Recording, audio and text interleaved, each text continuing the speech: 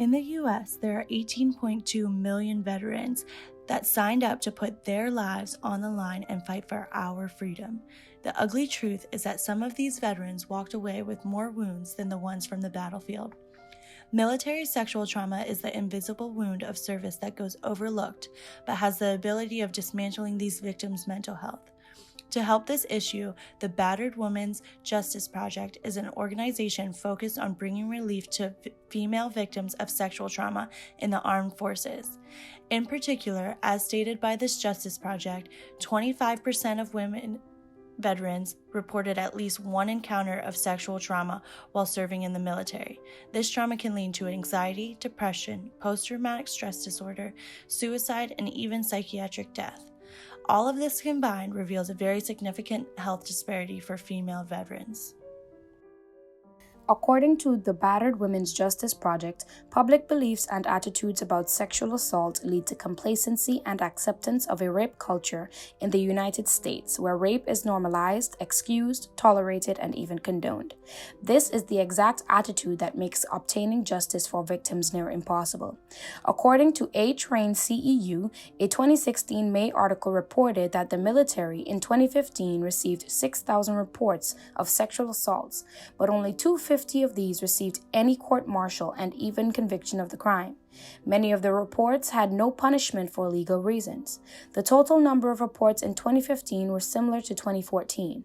As in civilian society, it is widely believed that sexual assaults are vastly underreported. There are too many cases of deaths as a result of mental health issues that are arising. If we can help victims in sharing their story by coming against the normalization of sexual assault, we can save a life.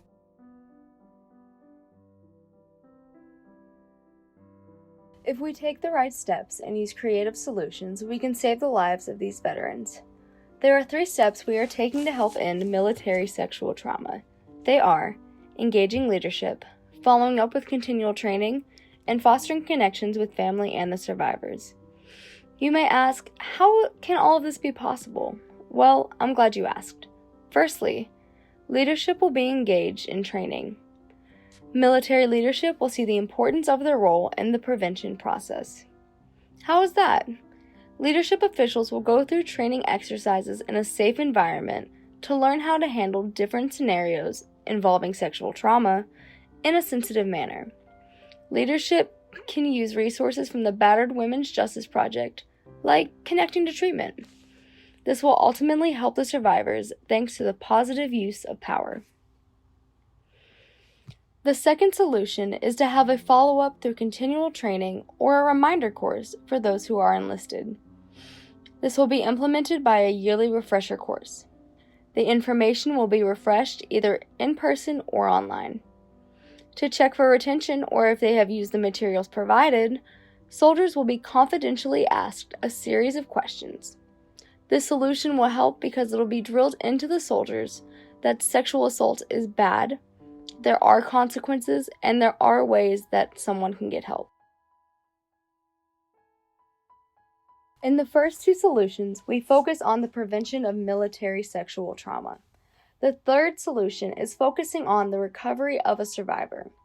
Here, we will target the family and the home environment once the survivor has reached out and found help. This solution will offer help to the people living and interacting with the survivor. This will be a safe place for a family member to ask questions, learn how to help their loved one, and to connect with other families going through the same things. The goal of this solution is not just to help the survivor, but to help the family of the survivor as well. This will give the survivor help if they are having a bad day and gives the family members the knowledge and power to help. Not only that, but when you or a family member goes through something traumatic, this can lead to a feeling of being isolated. This gives the family and the survivor the tools they need to move on and live a better life. It also allows for connections to be formed between family and survivors, so that they would not have to feel alone in their healing journey. This will be applied through virtual and location-based groups. Even if you don't necessarily know somebody in your life that has been affected by military sexual trauma, you can still help the problem in a number of ways. If you have a social media account, Simply sharing or retweeting any information or resources regarding military sexual trauma can help spread awareness of the problem, or enable traumatized veterans to seek resources and help based on the information that you might retweet. If you or someone you know is a survivor of sexual trauma, please feel free to call the National Sexual Assault Hotline at 1-800-656-4673.